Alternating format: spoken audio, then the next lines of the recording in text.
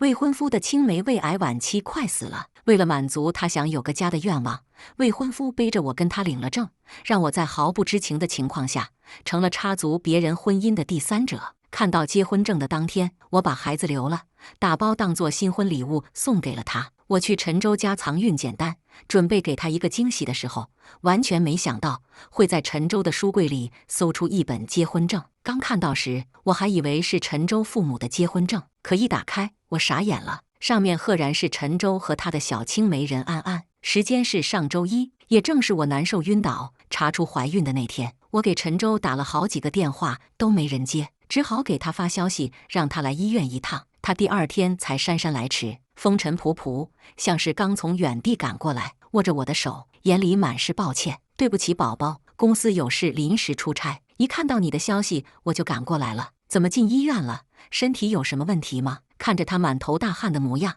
我心里联系不上他的气消了，但想告诉他怀孕的念头也淡了。我摇摇头，告诉他只是低血糖晕倒了。他心疼的不行，连忙抱着我说，结婚后一定要把宝宝喂得胖胖的，绝不让宝宝因为低血糖晕倒。又说对不起，自己不应该在我最需要他的时候不在我身边。现在想想，可真是讽刺。看着结婚证上笑容满面的两人，我的眼泪大颗大颗滚落，心脏抽痛，手脚冰凉麻木，刺骨的寒意顺着血液弥散到四肢百骸。他们结婚了，那我算什么？任安安横亘在我和陈州之间整整3年，陈州给我的什么东西都要送给任安安一份，平时约会也经常把任安安带在身边。我委婉地提及希望和他度过2人世界，不要带外人，他却毫不在意。你们女人就是心眼小，我和安安一块长大，穿开裆裤的时候就一起玩了，要是喜欢早就谈了，我俩对彼此根本没那个意思。为此我和陈州吵过无数次架，甚至闹过分手。可陈州跪着在我面前哭，说他还爱我，放不下我，让我给他一次机会。我还是心软了，我说只要他和任安安保持距离，掌握好朋友间的分寸，我就原谅他。陈州后来确实做得很好，和任安安保持了朋友应有的分寸。朋友还笑我这是自己栽树自己乘凉，可我没想到事实给了我无比响亮的一个耳光。我攥着结婚证去公司找了陈州。我很少来陈州公司，来了也只是在单位楼下等他。陈州的同事我基本不认识。上了18楼，我跟陈州同事说要找陈州，同事说你找陈州，他回家陪老婆去了。听说他老婆得了什么癌症，2人上周刚结的婚，怪可怜的。旁边女同事听我们提到陈州，凑过来说陈州还挺有担当的，知道女朋友有癌症也没说什么，立马就跟人结婚了，还请了长假，衣不解带去医院照顾他老婆去了。嗨，人家俩大学谈的恋爱，现在都7、8年了，感情肯定深。不过挺可惜的，你说他老婆挺好一人，之前也没听说过得什么大病，怎么突然胃癌了？就是那小姑娘常来，还经常给带水果奶茶什么的，人好看嘴又甜。可惜了，我听得头晕目眩。和陈州大学恋爱的是我，可我分明没有来过陈州的单位，是陈州告诉我公司性质特殊，保密要求高，只有员工才能刷卡进入。我便体贴地在楼下等他，从不上去，只偶尔点些外卖送到他单位。原来早在我不知道的时候，任安安就占着我的名头，以陈州女朋友的身份在他身边进出。我强撑住身体，问出医院所在，直奔任安安住的医院，说忙着 A 城项目每天加班的陈州果然在那里。任安安病床在卧，脸色苍白，黑发凌乱地披在枕头上，手上还挂着吊瓶，看上去分外惹人怜惜。陈州坐在病床边，体贴地一口一口喂他吃饭，偶尔对视，任安安就低下头，羞涩抿唇，任谁看了都要说好一对感情甜蜜的小情侣。我忍无可忍，猛地踹开房门，陈州，你是不是该给我一个解释？什么解释？林月，这是医院，你别闹。陈州慌乱了一瞬，想也不想斥责我，看到我通红的眼睛，语气又软了下来。月月，你先冷静，回去我跟你解释，好不好？安安的身体不好，所以我才来医院照顾她。而且你看到了，我们没有出格的互动，她的存在对我们并不会造成影响。是的，你们确实没做出格的举动，毕竟你们是合法夫妻，再亲密都是正常的。我把结婚证掏出来，摔到陈州身上。这就是你说的对我没有任何影响？你让我成为插足你们婚姻的小三，陈州，你让我感到恶心。陈州一把箍住我的肩，阻止我往外跑。安安只剩半年的生命了，你体谅体谅好不好？半年之后我们就结婚，什么都不会变。我看着陈州理所当然的脸，所有的痛苦、不甘、愤懑、失望，顷刻间化成冰冷的水，迎头浇下，把我对陈州所有爱情的期许、相处的感情通通浇灭。我定定看着他的眼，声音冷静的不可思议：“陈州，你说的和我结婚，就好像对我的施舍一样。可你凭什么觉得发生了这种事，我还愿意和你结婚？林月，可能你不清楚，我得的是胃癌，只有半年生命了。”任安安不知什么时候下了病床，扶着墙走到门口，脸色苍白，若柳扶风的样子分外惹人怜爱。是我自知时日无多，又太想有个家，所以才对周哥提了这个过分的要求。我没有想要插足你们的意思，你别因为这件事怪周哥。我不想你们因为我这个快死的人误会分开。你怎么下床了？陈州皱眉，连忙松开箍住我肩的手，过去扶住他。月月只是误会了，我会跟他解释清楚。你一个病人，不要操心这些，好好休养身体才是最重要的。说完，陈州又转头呵斥我：“林月，都说了，安安是病人，你怎么这么没有同情心？你能不能顾着点他的情绪？”我没有同情心，我看着搀扶的二人，只觉得荒谬可笑。他抢了我未婚夫，把我变成了第三者。你现在要我同情他，他不想插足我和你，他以你女朋友的名义进出你的单位，被你同事叫嫂子，约会要跟我们一起，还和你结婚了。这就是他口中的不插足。他任安安是自己没爸没妈吗？要你给他一个家？陈州，你真可笑。这些冠冕堂皇的话，你还是留着说给自己听吧。你们两个挺般配的，是我脑子不清醒。在恋爱纪念日，你都要拉着任安安和我一起约会吃饭的时候，我就该跟你分手。我失望地看着陈州，陈州，我不会再对你心软了。我说完，转身出门。陈州想上来拉住我，任安安忽然尖叫一声，喊好疼。陈州便急急忙忙抱起她去找医生。擦肩而过的瞬间，冷静到麻木的我眼泪倏地掉落。陈州，我们怎么会变得如此荒唐？陈州和我好的时候，热烈的恨不得全世界都知道。我们一起看过北极光，漫过苍山雪，在热气球上许下最浪漫的誓言。他说，他此生只愿和我白头偕老。他知道我从小被管得严，父母又重男轻女，就带我去游乐场、水族馆，陪我做尽小时候想做但是不能做的幼稚的事情。我贪恋这样的温暖，所以哪怕任安安给这片温暖带来了阴翳，我也不甘放手，只觉得把他驱赶出我的世界，我就能守住这片温暖。可我忘了，一段感情里能容许第三个人插进来，一定是有一方的放纵。没有他任安安，也会有陈安安、周安安。我应该赶走的从来不是任安安，而是没有分寸感，假装不知道，以友情做幌子来享受这份暧昧的陈州。我预约了人流手术，从手术室出来，我捂着肚子，心空荡荡的，像是有什么随着孩子一同从身体里挖去。才得知这个孩子的存在时，我欣喜若狂。我想了很多，我想他会甜甜的叫我妈妈，叫陈州爸爸。我想无论宝宝是男是女，我都要给他最好的，不让他像我苦苦多年追求一份得不到的母爱，那太苦了。可我没想过我会这样送他离开。宝宝，对不起，我泪流满面，对不起，真的对不起。如果可以，妈妈也希望你能来到这个世上，可妈妈真的做不到，做不到在得知陈州和任安安结婚后把你生下来，做不到成为我最痛恨的破坏我父母婚姻的第三者。好恨啊，我好恨陈州，恨他把我们的孩子变成了私生子，恨他害我不得不放弃这个孩子。曾经对陈州入骨的爱，此刻都化为了刻骨的恨。我把孕检单、人流报告连同陈州任安安的结婚证一同打包放进陈州家里，包裹上面写着祝你和任安安新婚快乐。同样的痛，我要让陈州也感受到。从陈州公寓搬出来，我火速在公司附近找了新房子。陈州找不到我，只能去公司门口堵我。月月，是真的吗？几天不见，陈州模样大变，胡子拉碴，五官憔悴，眼里还有红血丝。他死死盯着我，神情癫狂。林月，你骗我的是不是？你那么想要一个家，怎么可能说打掉这个孩子就打？你只是想气我，对不对？月月，不可能，我们的孩子一定还在。我要当爸爸了，我要当爸爸了。我看他疯疯癫癫的样子，只觉得听到了什么天大的笑话。他知道，他都知道。我爸妈离婚之后，爸爸带着小三和小三的孩子去了别的城市，妈妈带走了弟弟。没人要我，没人想要我，是陈舟抱着我说会给我一个家。可现在他把那个家给了陈安安，我怀着恨意往他心上捅刀子。是我想要一个家，可我更不想当小三。你和任安安结婚的那刻，我们就不可能了。是你亲手害了你的孩子。陈舟浑身一震，手臂僵硬地垂在身体两侧，他眼眶泛红，绝望地看着我，声音微弱的近乎呢喃：“可是月月呀，这是我们的孩子，我是孩子的爸爸，我也有知情权。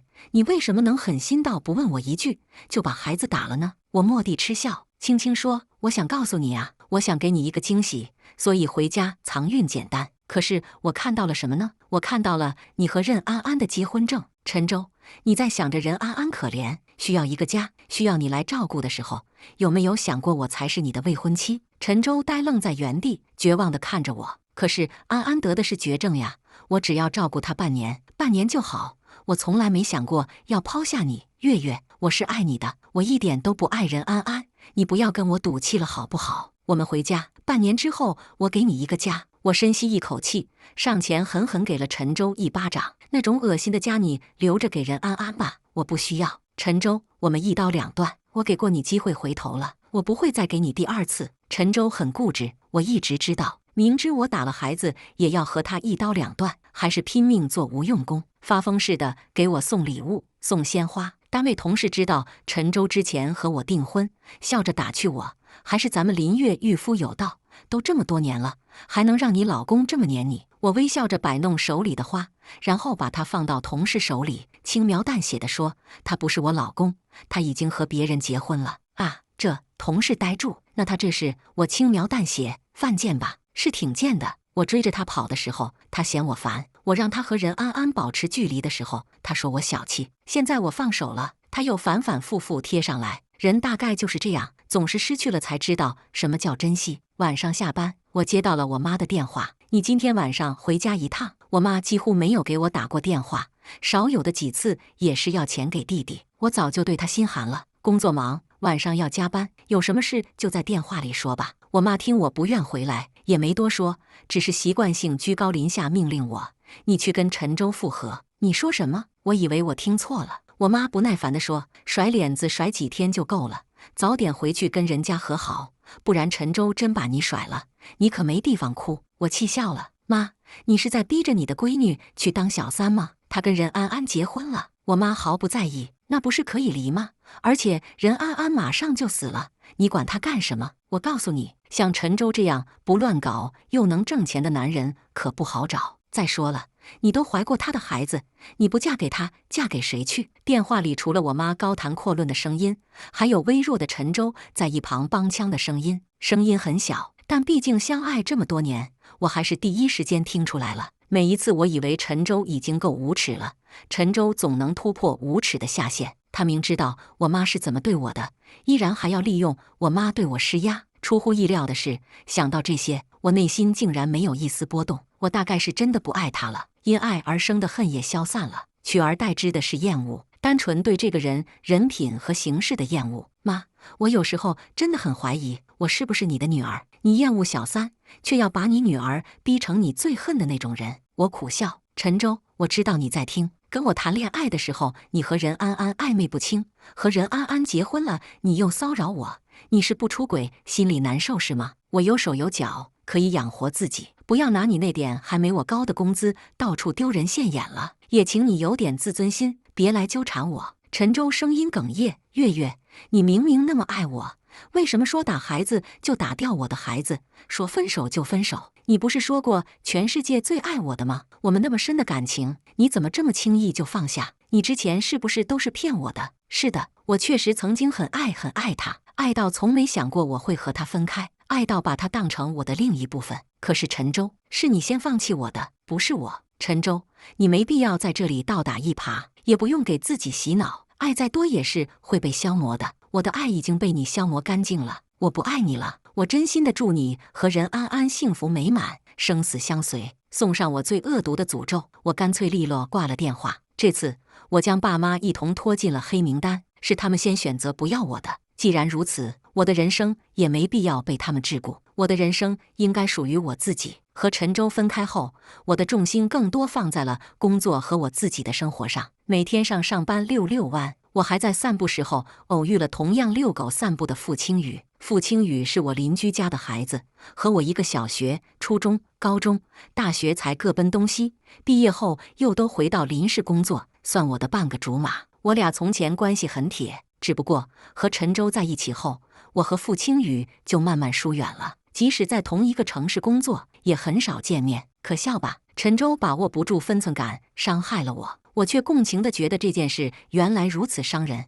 我不能在分寸感这件事伤害陈州，所以我渐渐疏远了付清雨。事实证明，有分寸感的人不需要伤害别人，便能意识到这样的不妥而自觉保持距离。没有分寸感的人，哪怕对别人造成了伤害，道歉悔改，也依然会知错再犯。他不是不知道你会伤心，他只是不在乎。付清雨远远站着看着我，正值深秋，他穿着毛茸茸的灰色毛衣和深色运动裤，整个人看起来气场俊朗，自带朗月清风的温文感。付清雨的狗子比他热情多了，看见我就猛地往我身上扑，毛茸茸雪白一团撞过来，我下意识后退，就听付清雨猛喝一声：“月月，回来！”萨摩耶一听，摇头晃脑跑回付清雨腿边蹭他，黑漆漆的2颗眼珠像是黑曜石，晶亮亮看着他，爪爪搭在付清雨脚上，一脸乖巧天使的模样。我迟疑：“你的狗叫什么？”付清雨眼神飘忽，我狰狞咧嘴，扑过去掐住他的脖子：“付清雨，你去死啊呀！玩闹一会儿。”付清雨突然问我：“分了？”我点点头。付清雨没再说什么，问我要不要去吃烧烤。我想了想，应了。我和付清雨把萨摩耶放回家，去了附近的一家烧烤摊。付清雨没怎么说话，我们俩就沉默地吃，再喝点饮料。明明没喝酒，我却感觉自己有些醉了。我看着坐在旁边的付清雨，男人正低垂着长睫，修长白皙的手指包出一粒粒小龙虾肉，本就漂亮的眉眼在朦胧的月色下更加精致如画。片刻，付清雨把包好的小龙虾放到我的盘子里，又把我面前的蒜蓉扇贝端走。你一吃蒜就拉肚子，忘了？我忽然感觉眼眶有些发烫，我吸吸鼻子，声音闷闷的：“付清雨，你说我当时是怎么没看上你，反而看上陈州的？想不通啊，想不通。”说样貌，付清雨甩陈州8条街；说成绩，付清雨从初中开始就霸榜年级第1，一直到高中，最后以林氏理科状元的身份考入了北清大学。说家庭，我和陈州家里都只能算是普通人，付清雨家里是实实在在有矿。如果不是付清雨小时候被绑架勒索过，付叔叔是不会为了低调而带着付清雨搬到我们家那个小区住的。我盯着付清雨360度无死角的帅气俊脸看了个遍，怎么也想不明白，有这么个珠玉在前，我是怎么绕过外貌家世性格样样都好的付清雨，看上陈州的。付清雨不自然地移开视线，我感觉他的脸像是红了，仔细一看，又像是被路边的红绿灯映的，神情很淡。片刻，他轻声说了句话，我没听清，问他刚刚说什么。付清雨瞅我一眼，我说：“你要不要出去旅游散散心？你要想去的话，想我可以当你的导游，正好我今年年假还没请。”好呀，我也挺想旅游散散心，正好躲避陈州的纠缠。付清雨得到我的肯定，抿唇一笑，漆黑的瞳仁里闪着晶亮亮的光。有一瞬间，我感觉我像是看到了付清雨养的那只萨摩耶。付清雨把它放回家给它喂食的时候，它的眼睛也是这样晶亮亮的，闪着光。接下来的1个月，付清雨带我到处游玩，和付清雨待久了，那点时间带来的隔膜也在逐渐消融，好像回到了我们关系最好的日子。看着秀丽的山水，那些曾经折磨我的爱与痛渐渐消散。再回想起发现陈州和任安安结婚证的那天，好像是隔了一层淡淡的膜，没了激烈的情绪，只觉得有些怅然。我大概是真的释怀了。这期间，陈州和我的共同好友给我打过几个电话，说陈州找不到我，在酒吧喝酒喝到吐血，让我回去看看他。还有个陈州的朋友上来就叫我嫂子，我微笑纠正他：“陈州已经和任安安结婚了，你应该叫他嫂子。”陈州的朋友傻眼了：“什么？”我叹了口气，所以遇到这种事，请你们去找陈州的老婆，不要来找我。可以吗？说完，我挂了电话，看着与日俱增的黑名单，我叹口气。傅青雨坐到我身边，自然而然地轻身过来，帮我按摩太阳穴。温热的气息靠拢，属于男人干净舒淡的薄荷香一同靠拢过来，轻轻缓缓将我包裹。月月，你有没有考虑开展一段新的恋情？我摇了摇头，不想了。我现在可能还是更想做好我的工作。曾经，我把爱情当做了全世界，把陈州当成了我的全世界。看见陈州和别人结婚证的那刻，我的世界轰然倒塌。我用对陈州刻骨的恨，逼自己把陈州从我的世界里剔除。可那种感觉太痛了，剜心剔骨。我再也不想把另一个人当作全世界，再也不想要他给的家了。傅青雨久久没有说话。夜晚的海风习习，吹得人心头的困倦打着卷翻滚上来。我昏昏欲睡，眼皮打架。傅青雨轻轻说：“林月，你想谈恋爱的时候，你回头看看呢。”但这次我听清了。当天晚上我就做了噩梦，梦见傅青雨向我告白。我说我现在不想谈恋爱，傅青雨立刻变成一条鲨鱼把我吃了，吓得我第二天看傅青雨的眼神都有些怪怪的。傅青雨挑眉，干嘛这么看着我？我吞吞吐吐，最终没把我感觉你好像有点喜欢我说出口。想什么呢？傅青雨这么优秀，怎么可能会喜欢我？而且想到我和陈州的过往，我有些难堪地垂下眼睑。尽管我那天呛了我妈说的话，但不可否认，她那天说的话还是潜移默化影响了我。我不认为这么好的傅青雨，样貌、家世、性格、事业无可挑剔的傅青雨会喜欢这样的我。傅青雨却像是看出了我心有所想，白皙修长的手指像是翻花一样，没一会儿，印着雪花花纹的纸巾就变成玫瑰花盛开在他掌心。他将玫瑰花放到我手上，月月，我喜欢你。我讷讷捧着玫瑰，可是，我想了很多，可是话落到嘴边，却变成了妈妈对我的规训。傅青雨，你可能不知道，我为陈州打过一个孩子，你值得更好的女孩子。傅青雨的眼中闪过愤恨、恼怒，以及一些我看不懂的自责。林月，你很好，很优秀，你成绩好，拥有自己的事业，你也很善良，从不主动伤害别人。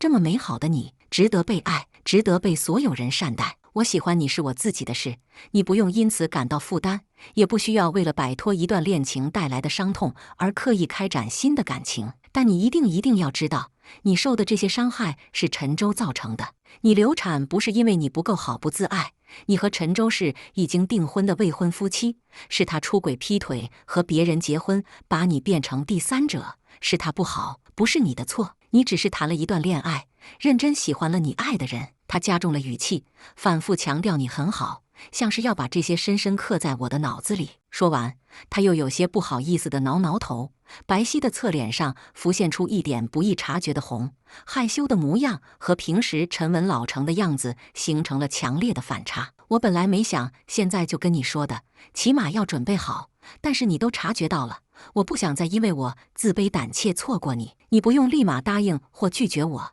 只要你在想谈恋爱的时候，回头看看我，第一个考虑我就好。他的眼睛湿漉漉的，黑色的瞳仁像是被水洗过一般，闪闪发亮，叫我不自觉联想到了傅青雨家的萨摩耶。怎么会有这么随狗的主人啊？我下意识抬起手摸摸傅青雨的头，手指触及他柔软发丝的时候，猛地反应过来想收回手，傅青雨却握住我的手，在他头上摸了摸，语气喟叹：“月月，我也曾卑劣地想过，你要是被他背叛，和他分手就好了，到时候我一定会乘虚而入，把你绑在我身边。可我还是觉得，你能开心快乐最重要了，无论这份开心是谁给你的。”回到林氏1个月，我和傅青雨在吃饭的时候碰到了陈州，大概是我消失了1个月找不到，陈州这段时间放弃了寻找我，让我安安静静上了几天班。骤然看见我，陈州眼睛炸亮，生出巨大的惊喜，也不管身边的朋友，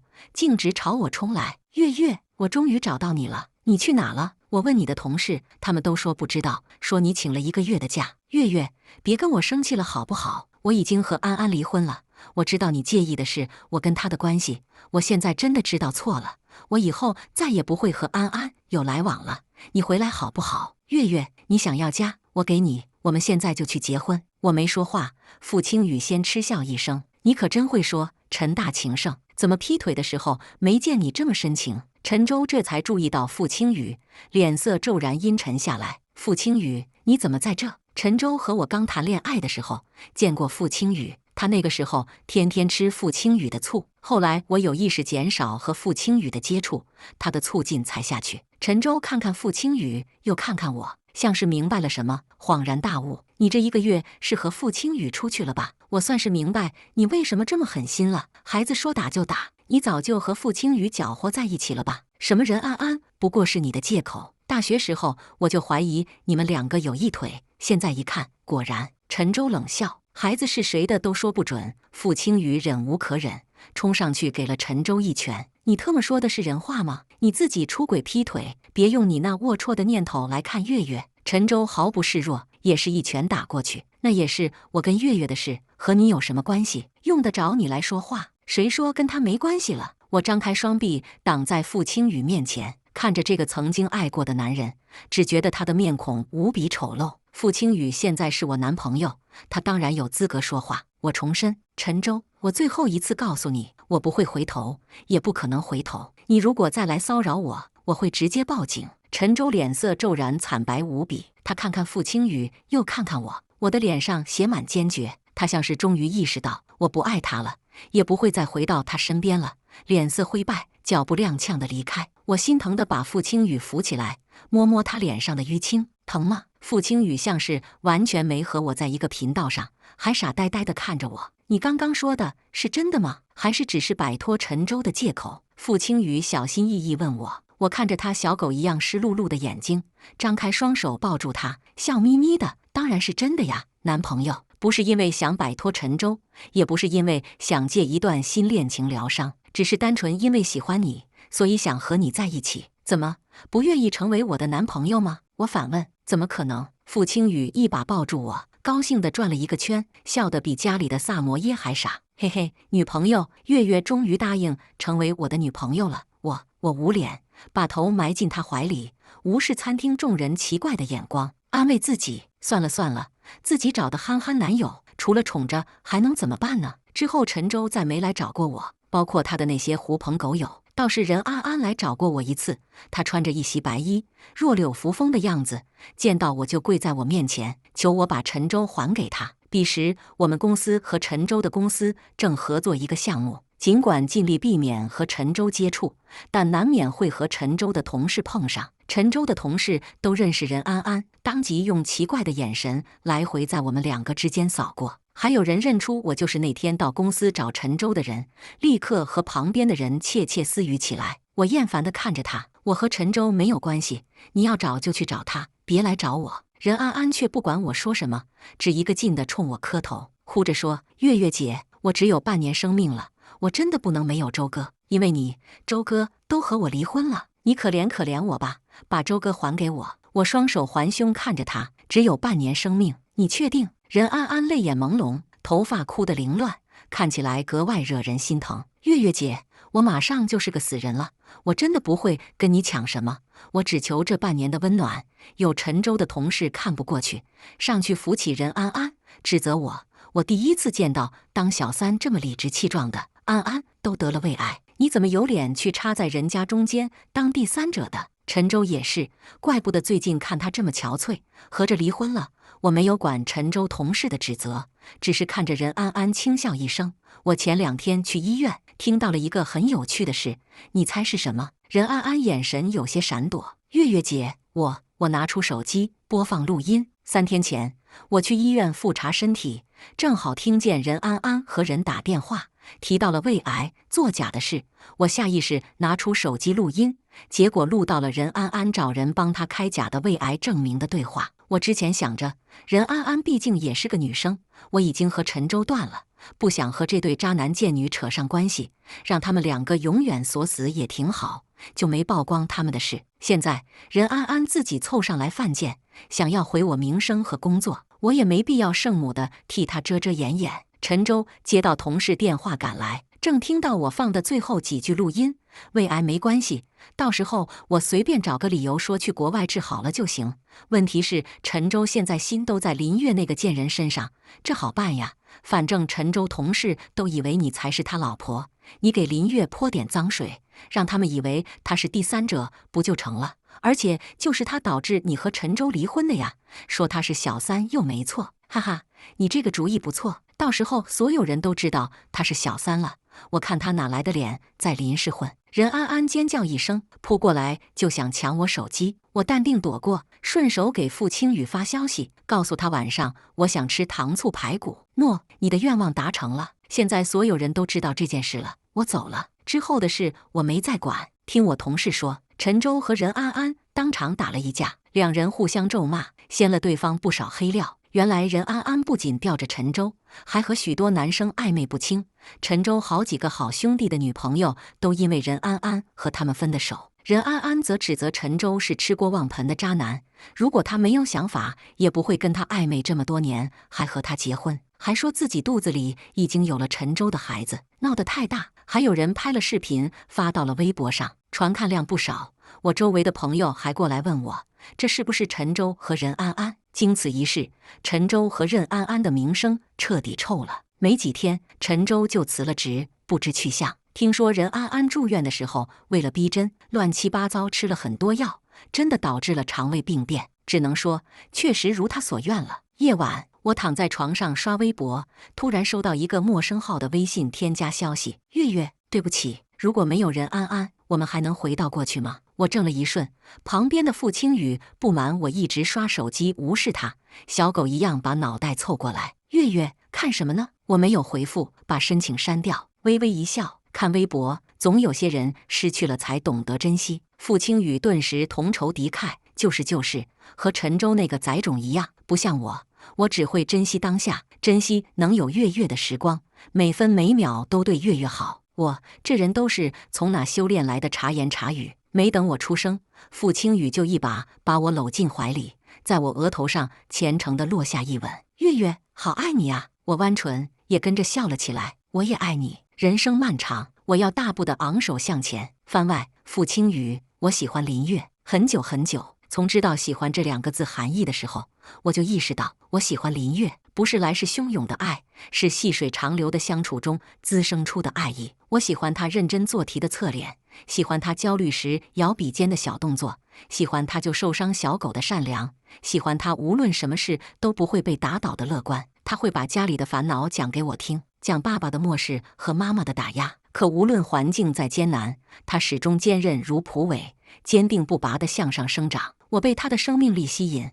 我想成为他这样的人。我不理解能忍心给他这么好的姑娘带来伤害的人。那个时候我就想，我一定要努力成长成一棵可以为他遮风挡雨的大树，让他不再受一点伤害。高中太早，我本想大学再和他告白，可不过分开2、3个月再见面，他便兴致勃勃告诉我他有了男朋友，是个对他很好的人。我见了陈州，说实话，我并不喜欢陈州，我觉得他哪都配不上林月，但林月喜欢他。我不清楚我对陈州的不满是因为他真的很烂，还是掺杂了我卑劣的嫉妒而导致的偏见。遇见林月，我所有的冷静、克制和思考能力就统统消失了。我只能勉强地对他说：“你幸福就好。”林月是个很懂分寸的姑娘，和陈州在一起之后，就渐渐和我保持了距离。我只能远远地守着她，维持在朋友的界限，跨不出去一步。可我没想到陈州会这么的恶心。我第一次动了私心，用家里的力量打压陈州和任安安，